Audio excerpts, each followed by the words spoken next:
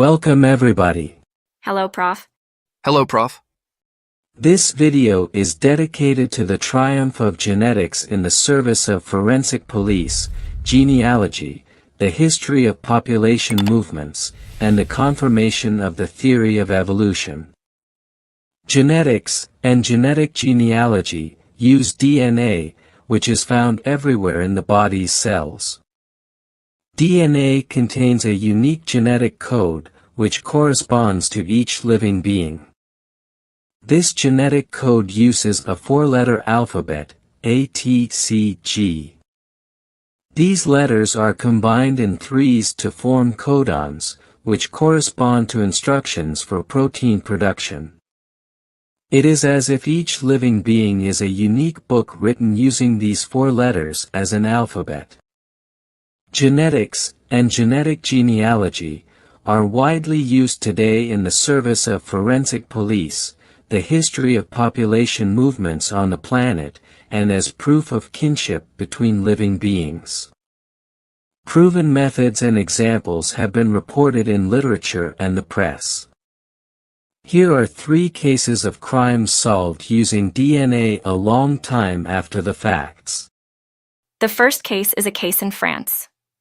18 years after the events, in 2013, DNA evidence linked the murder of a 10-year-old girl in Isère, Saïda Berche, killed in 1996, to her killer, Georges Pouy, who was identified, tried, and sentenced to 30 years in prison. The second case is that of the Golden State Killer, also known as East Area Rapist, an original Night Stalker. He is an American serial killer who operated in the 1970s and 1980s. His real name is Joseph DeAngelo. His crimes were committed between 1974 and 1986 in California. He broke into houses at night, attacked his victims, tied them up, and threatened them with a weapon.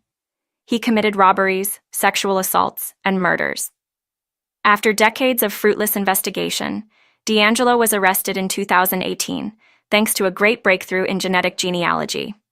Investigators compared DNA found at crime scenes to online genealogy databases, and were able to identify distant relatives of DeAngelo and then trace them back to him. This revolutionary technique involves comparing the DNA of an unknown suspect to genealogical databases. By identifying distant relatives, investigators can trace a family tree and thus identify the suspect within that family tree.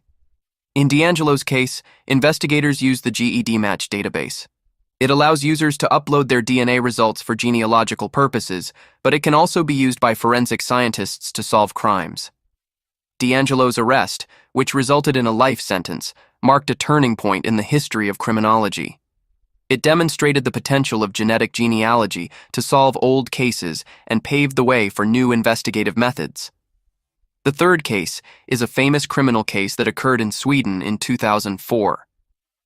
On October 19th, in the city of Linköping, 8-year-olds Mohammed Amour and 56-year-old Anna-Lena Svensson were stabbed to death in the street. Despite significant investigative resources, the case remained unsolved for 16 years. The authorities had a DNA profile of the suspect, but no match was found in police databases. But in 2020, a decisive breakthrough was made thanks to the intervention of a genealogist who applied a method combining DNA analysis and genealogical research. This approach led to the identification of Daniel Nyquist, who was subsequently arrested and convicted. As mentioned earlier, genetics and genetic genealogy are powerful tools used to solve crimes and convict criminals. Here's how they work. First, investigators collect biological samples, blood, saliva, hair, sperm, etc., from crime scenes, as in the cases cited above. DNA is then extracted from the collected samples. A unique genetic profile is then created for everyone from the extracted DNA. This profile is comparable to a fingerprint. Finally, the genetic profile is compared to DNA databases to identify potential matches. DNA databases are a powerful tool for forensic police and science. It uses 2 main types of DNA databases to solve criminal cases. The first is a national automated DNA profile database. It contains the DNA profiles of people who have been convicted of serious offenses, as well as people implicated in criminal cases. By comparing the DNA of the individual found at a crime scene, even very long in advance, with the profiles in the database, investigators can identify potential suspects. This is the case in the first example cited previously. This type of database also makes it possible to determine if the same person is involved in several cases. The second type is genealogy databases. These public databases created by private companies contain the DNA profiles of people who have taken a genealogy test to trace their family tree. In some cases, as in examples 2 and 3 cited previously, they allow the identification of unknown suspects when no match is found in the first type of database. Investigators can use these genealogy databases to search for distant relatives of the suspect. Investigators build family trees from the matches found to trace the suspect. Their DNA is then taken to verify it with that found at the crime scene. Genealogy databases can help solve long unsolved cases.